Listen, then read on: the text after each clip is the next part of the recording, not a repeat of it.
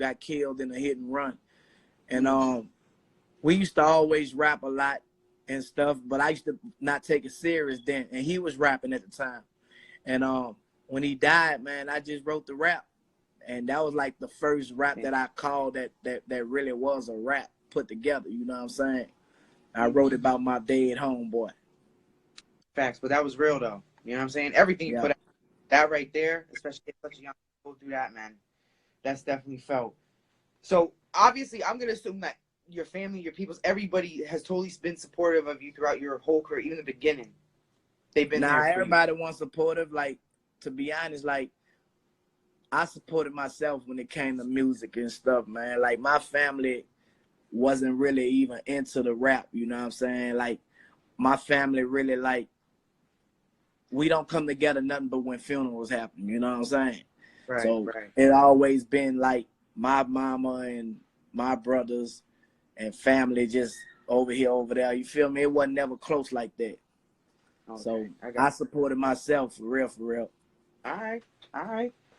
Okay. So who was your biggest inspiration growing up then? Really like the streets. My daddy, you know, I was raised by a single parent. Even though I used to go around my dad a lot, but I wasn't raised with my father and my mother like I'm raising my twins right now. And shit, it just was rough. I was influenced by the streets, you know what I'm saying, and everything that came with it. Right, right. So I know for those of y'all, I mean, he's obviously Turk, hip hop, you know what I'm saying, gangster rap, however you want to categorize it. Do you categorize your music hip hop or gangster rap or like hardcore? Like, how do you categorize it? I mean, reality, my reality rap. You feel me? Everybody got their own story to tell. I like my story. I like that. I like that. That's first I heard that. I like that. Reality rap. That's real. So who was your favorite artist growing up? I ain't really just had no favorite artist. Back in the days, like being from New Orleans, we really was selfish and stubborn when it came to music, and we supported our own. You know, back then they had UNLV, which was the first group on Cash Money, Yellow Boy, Tech Nine, and Yafet. I looked up to them, and I looked up to Magnolia Slim. You know what I'm saying? Everybody wanted to be Magnolia Slim in New Orleans. He was like our New Orleans Tupac. Okay, okay. So you got tracks with Magnolia Slim? Now, I actually, before I was with Cash Money, I wasn't signed with Hype Enough Records, but all us was from the Magnolia, and I was supposed to sign with Hype Enough Records, which was Magnolia Slim label in the hood. Like this dude named Chill Will, he signed up all the talent, like really like all the talent in New Orleans back in the days. You was really from Uptown, like Uptown really ran the music scene in New Orleans. And I was in a group called the Young Guns before I was even gone with Cash Money, you know, with Hype Enough, and Magnolia Slim was a part of that label. So we never really got a chance to work because like when I was popping, he'll be in jail. Then when he come home, you know what I'm saying, I'll be on tour or something, and we were just hitting and missing. We never just got a chance to just sit down. And when we did, kind of like was about to make that transition to doing it, he wound up getting killed. Gotcha. So, you know, we never did got a chance to do music in the studio together, but we didn't have rap and rapped in front of each other and had concerts with each other and stuff like that. So what was it like for you to going on your first tour? Man, I was so loaded and high. Like, I never enjoyed none of the stuff that I was doing back then when I was younger because I was getting high. I was enjoying getting high, you know what I'm saying? I just was really like numb to everything that was happening around me, you know what I'm saying? I didn't even realize who I was, like I said, until I went to prison. And that's when reality sunk in, like, damn, I was a part of this. Damn, we started this, we did that, you know what I'm saying? And that's just how it was, you feel me? I was numb to everything that was around me. I didn't enjoy it. Right. So I know, obviously, you going to jail, that was definitely not, nobody wants to be going to fucking jail. You know what I mean? And we all, you know, things pan out the way they pan out, things happen, you know? From that experience, did you, I mean, you obviously wrote music while you were in there? Was that a way for you When to you locked up, I had a serious case. I ain't had time for music. You know what I'm saying? I was basically just reading and writing and trying to get out of prison, man. I had 22 years sentence, attempted murder on 2 police. So, I mean, I wrote raps, but not how I was before I went to jail. You know what I'm saying? I wrote a book, I wrote a movie, and I was writing lawyer letters. You feel me? I was trying to get up out that motherfucker. I ain't have time to be rapping for everybody, and like that just wasn't me, you know. Of course, I had my little times. We had little concerts on the yard and stuff like that on Cinco de Mayo and stuff like that, but I wasn't really into it like that. I got you. I was facing too much serious time.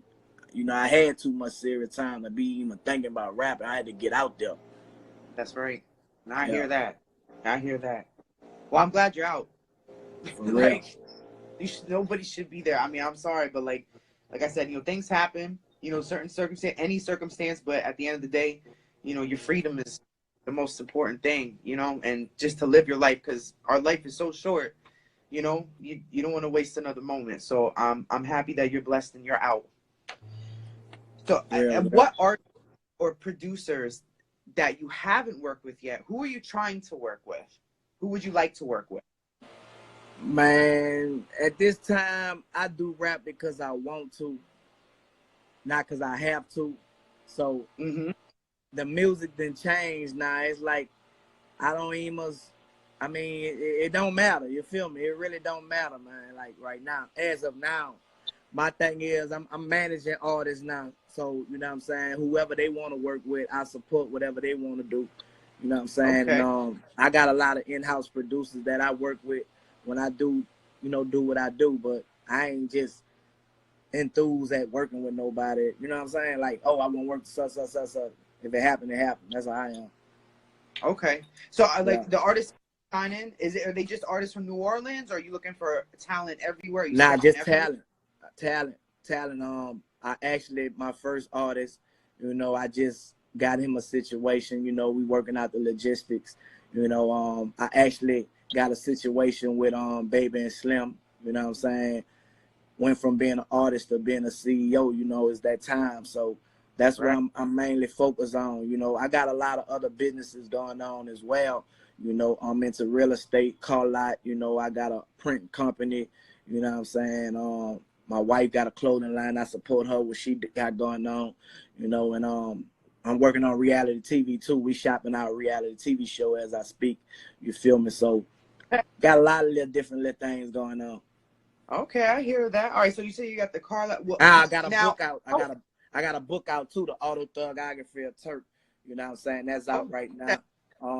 It's I call it an auto thuggography. It's an autobiography, but I'm thugging, taking hardship, using God's gift in spite of negativity. That's the acronym. And everything I do is thugging. My first album was Young and Thugging. I'm Mr. Young and Thugging. I'm young and thugging, but I'm grown up. You feel me? I could go on and on with the acronyms, but my book I wrote when I was in prison is about my life. I talk about my heroin and cocaine addiction. I talk about the shootout with the police. I talk about my time on the tour, the Rough Rider Cash Money tour, the times that I do remember. You feel me? And most of the times I'm talking about is just basically just being reckless on my cocaine and heroin addiction. You feel me? Like that's the reason why I didn't enjoy being one of the hottest artists in the world. You feel me? Right. Because of my drug addiction. And I wrote about that because a lot of people miss that opportunity if they not focused, if they don't have God first, family second, and everything else.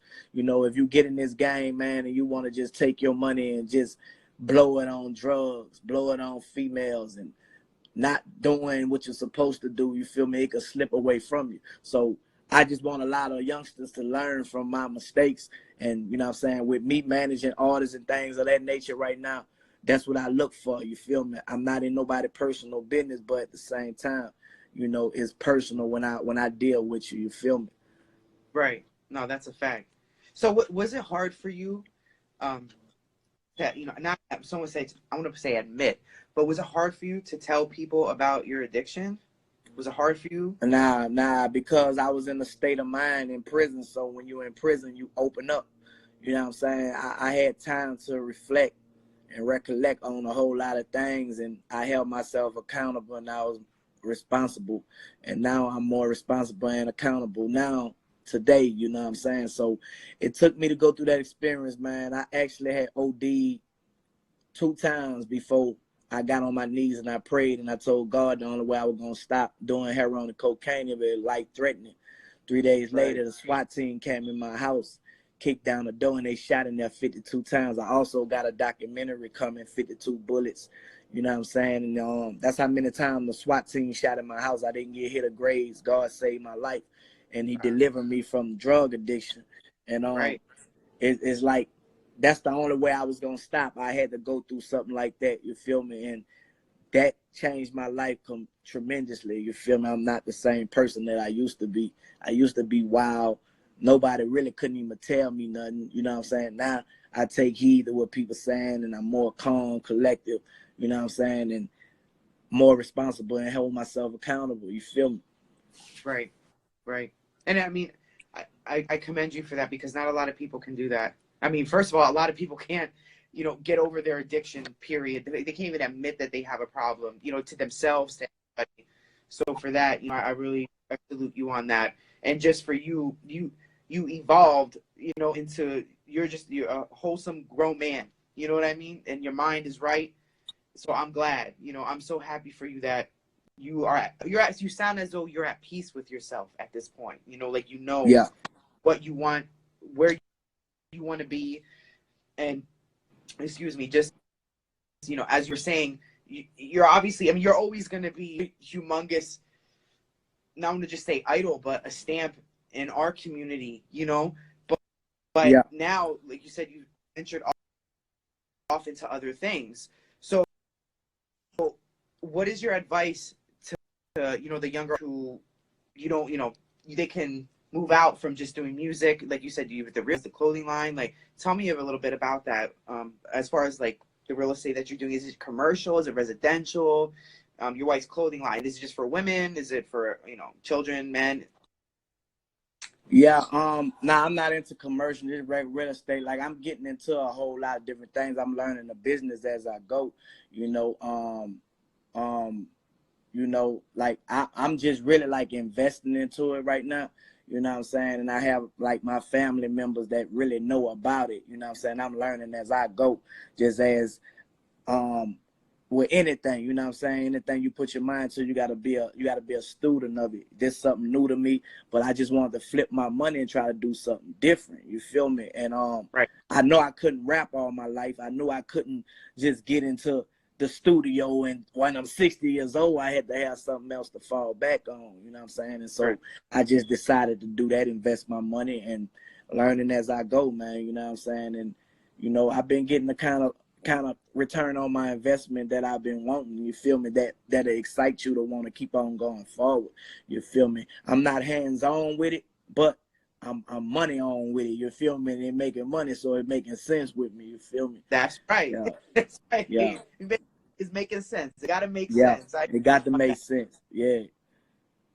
So what is one of, okay, yeah, what is your most favorite for that you remember? Because I know you were just saying, what's the favorite venue that you performed at?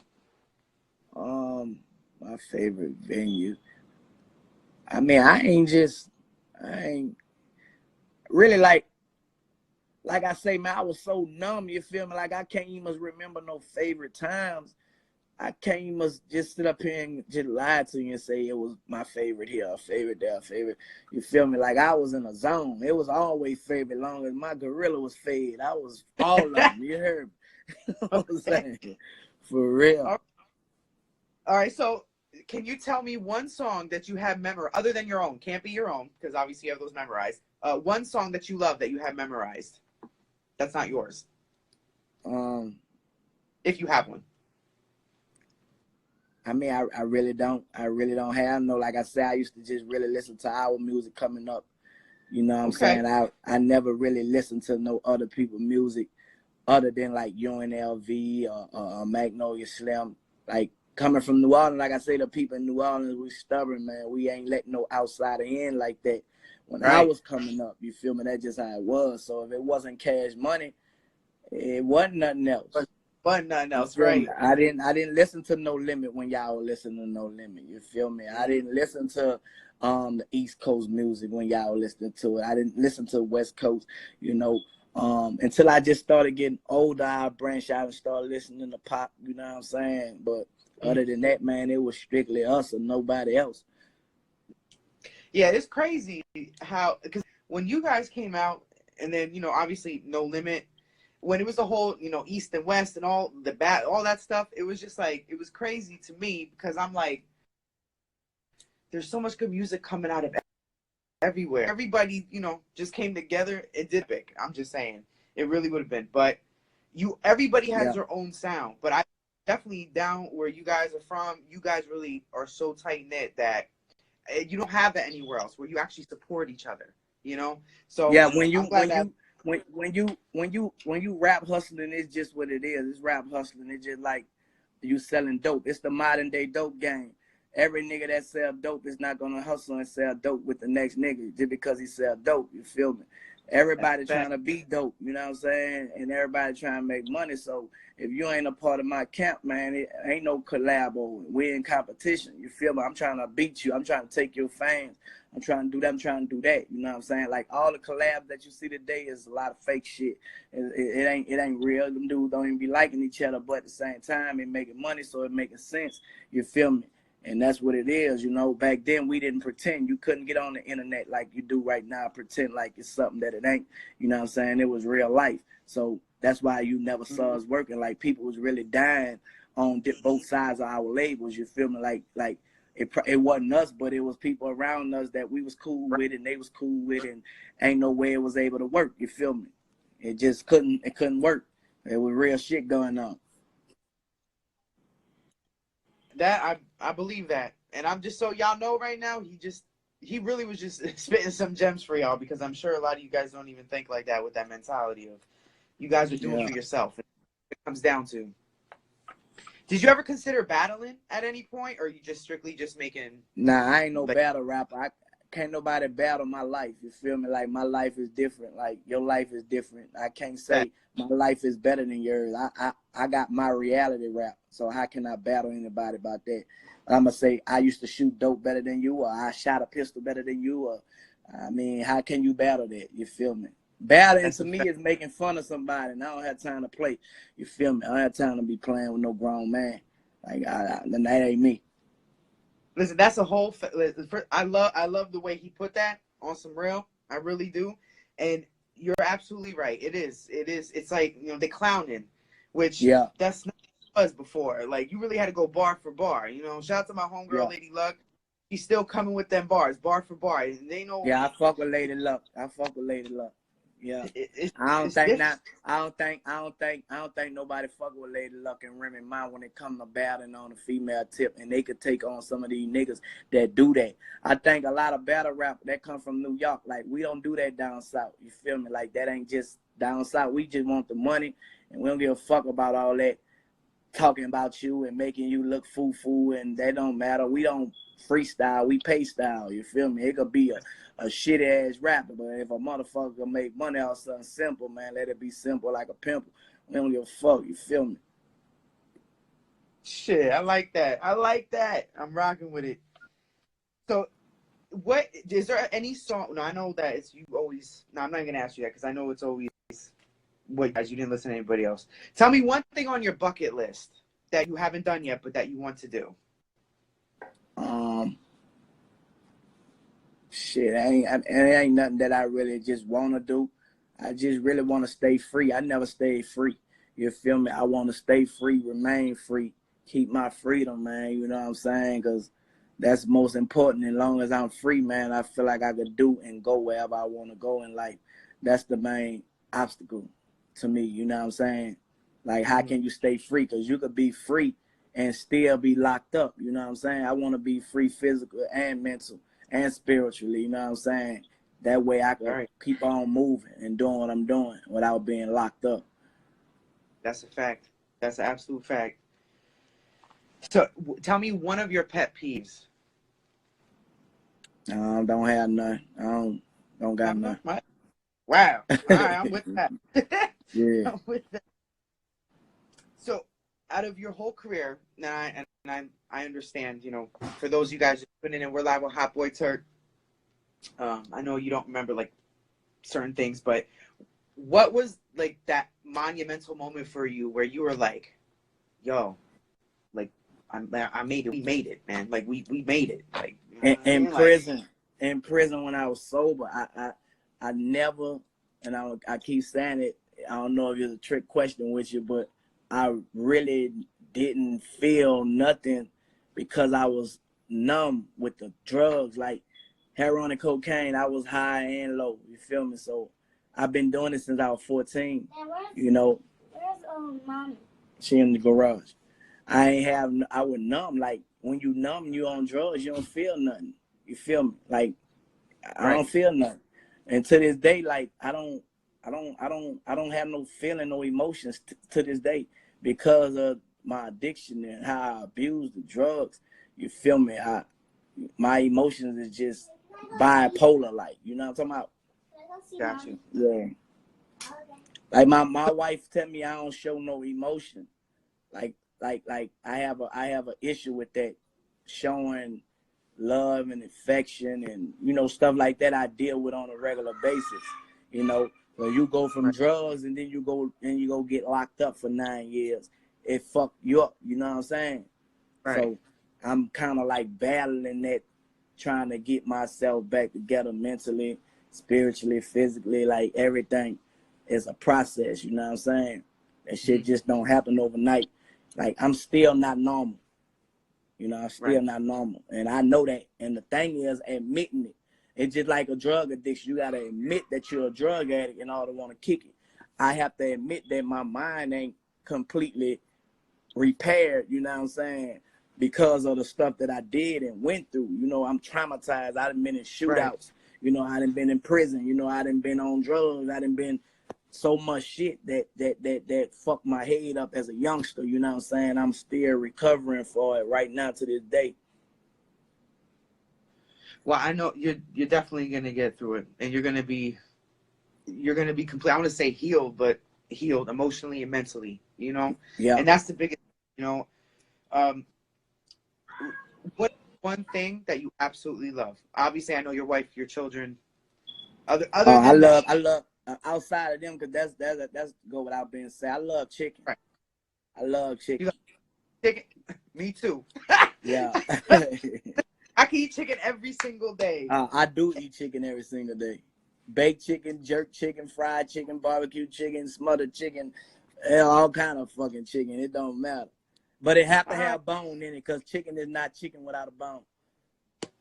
Okay. Now, listen, I'm going to tell you, BG's son, Doogie, he was actually up here, and I did an interview with him. And I could have sworn that they said there's is there like a festival down there once a year or something? Yeah, they got the Jazz Festival. They got the Essence Festival. They got a few festivals. The Essence Festival just left last weekend. This weekend just passed. Okay. And they got the Jazz Festival. Now I know those are probably lit. They got to be them lit. big, them big. You know, you got Frank and Beverly and Maze come to that Jazz, the Essence Fest. You know what I'm saying? So it's real big, man, real huge. All the artists from everywhere come down there, and you know, it's for the culture, man. Like a lot of people come down there from all over, all walks of life. Well, I got two more questions for you. So my first one is, what is a typical day for you? What's a typical day in life for you? Really, like, being with my family, like I do it every day. Like a lot, like I say, I changed, man. I don't hang in no studios like I used to. You know, I don't do no more drugs like I used to do every day. So it's like just coping with life, you feel me? Going through emotions. I go through an emotional roller coaster all day, every day, fighting my demons, trying to stay sane, man. Like I said, I'm fighting to stay free.